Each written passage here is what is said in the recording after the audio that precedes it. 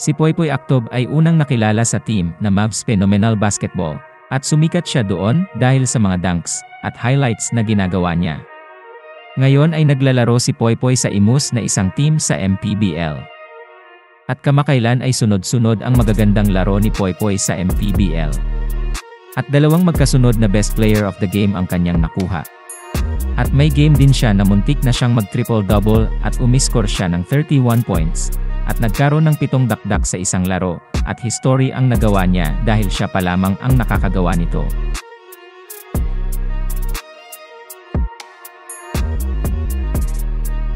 Dahil nga sa magagandang laro na pinapakita ni Poypoy, ay may ilang fans ang nagsasabi na dapat siya isali sa lineup ng Gilas.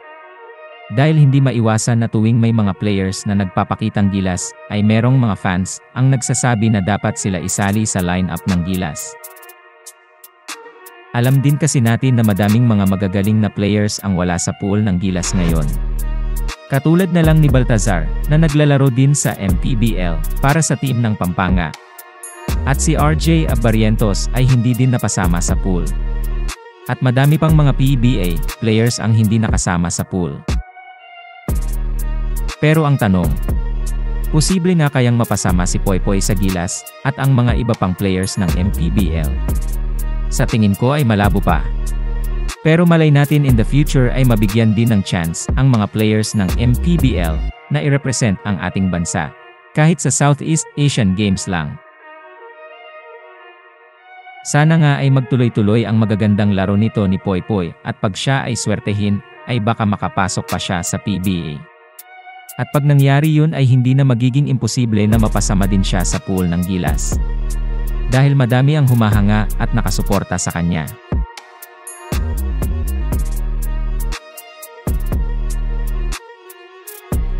Alam ko sa ngayon ay imposible pa na mapasama siya sa Gilas. At madami pa siya kailangan patunayan para mapunta doon.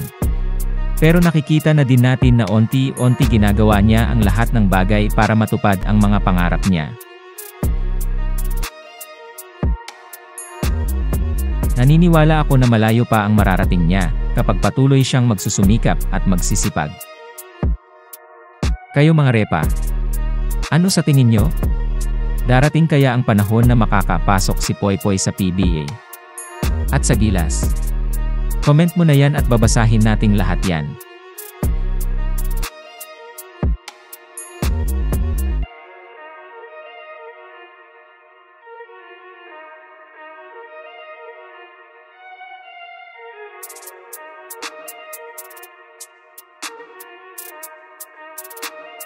Gusto mo ba manalo ng limited Jordan Clarkson Gilas t-shirt? Siguraduhin mo lang na nakasubscribe at like ka sa ating mga videos at comment mo na din ang iyong pangalan sa Facebook. At dun ko kukontakin ang mananalo. Pag naabot na natin ang 10,000 subscribers, ay may 4 na mananalo ng limited Jordan Clarkson Gilas t-shirt. Kaya ano pa hinihintay mo? Subscribe na at i-share ang videos para mas mataas ang chance mo manalo.